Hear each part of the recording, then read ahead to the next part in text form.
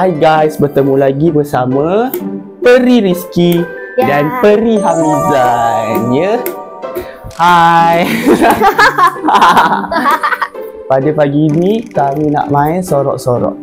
Betul. Okey, sekarang Rizky pergi menyorok, saya kira Satu mata.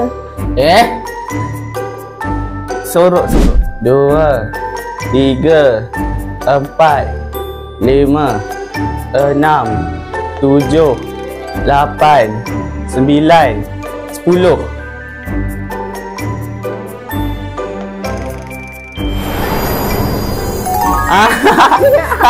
Tahu-tahu muncul. Kalau Peri menyorok memang payahlah. Dia kena manusia. Kita main apa ya? Tengok ni. Tongkat panjang. Ya, tongkat Peri Rizky. Oi, janganlah sampai kipas. Nanti sihir dia nanti sihir kamu akan buat kipas tu jatuh atas kepala kita. Sekarang saya pula nak sorok. Okey?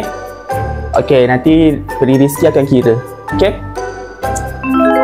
2, 3, 4, 5, 6, 7, 8, 9, 10.